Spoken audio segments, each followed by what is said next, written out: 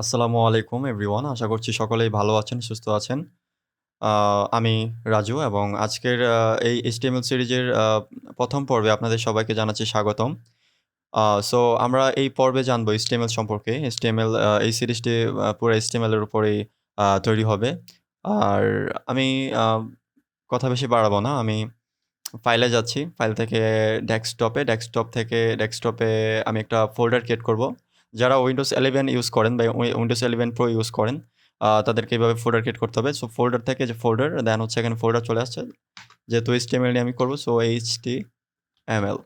ওকে? So enter press করতেছি। আমি folder create করা কিন্তু শেষ। সো ফোল্ডার ক্রিয়েট করার পরে আমি এটার ভিতরে যাচ্ছি এবং হচ্ছে আরেকটা ফোল্ডার ক্রিয়েট করব রাইট বাটনে ক্লিক করে, বা এখান থেকে করা যায়।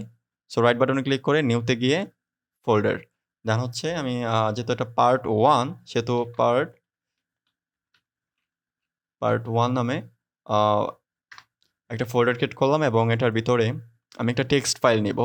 নিউ থেকে টেক্সট ডকুমেন্ট ফাইল নিব আমরা। সো টেক্সট ডকুমেন্ট অ্যান্ড নাম দিচ্ছি হচ্ছে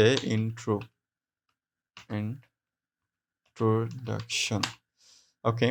আম এন্টার প্রেস করতেছি। introduction.txt আমরা ওপেন করতেছি।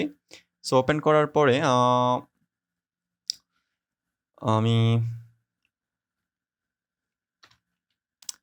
সো ক্যাপিটাল লেটারে লিখি HTML। HTML কি এক্স্যাক্টলি? HTML এর ফুল মিনিং হচ্ছে hyper text markup language. Okay? Sorry, hyper text markup language. Okay? So hypertext markup language, HTML এর ফুল মিনিং। এটা হচ্ছে একটা ওয়েবসাইটের বেসিক কাঠামো তৈরি করে এটা দিয়ে। সো আপনি যদি কোনো ওয়েবসাইট ডিজাইন করতে চান, আপনি যদি ওয়েবসাইট ডিজাইনার হতে চান, তাহলে আপনাকে HTML মাস্ট বি জানা থাকা লাগতে হবে এবং আ HTML দিয়ে আমরা হচ্ছে ওয়েবসাইটে যেরকম টেক্সট দেখতে পাই, এগুলো HTML দিয়ে আনা হয়। HTML দিয়ে বেসিক স্ট্রাকচার বা ওয়েবসাইটের কাঠামো, আমরা ওয়েবসাইটে ঢুকে যখন একটা লেখা দেখি, এটা কিন্তু HTML দিয়ে আনা। ঠিক আছে? লেখা হোক, ইমেজ হোক, কনটেন্ট, হ্যাঁ? HTML এর কাজ হচ্ছে ওয়েবসাইটের মধ্যে কনটেন্ট আনা। ঠিক আছে? কনটেন্টটাকে শো করানো। সো আ এ HTML এর ফুল মিনিং হচ্ছে হাইপারটেক্সট মার্কআপ ল্যাঙ্গুয়েজ। ওকে?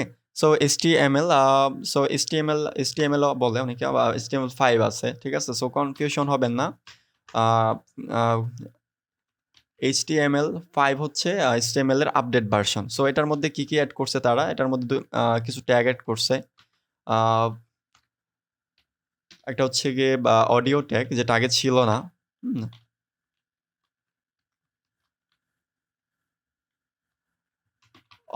অডিও ট্যাগ ইউজ করছে এবং হচ্ছে ভিডিও ট্যাগ ইউজ করছে এবং ট্যাগ কি এটা আমরা পরবর্তীতে জানবো। হ্যাঁ? ২ টা ট্যাগ HTML5 এ এড করেছে আপডেট ভার্সন এটা। ওকে? সো আ আমি আপনাদেরকে তফাৎ দেখানোর জন্য আমি আমার পার্সোনাল ওয়েবসাইটে নিয়ে যাচ্ছি। আ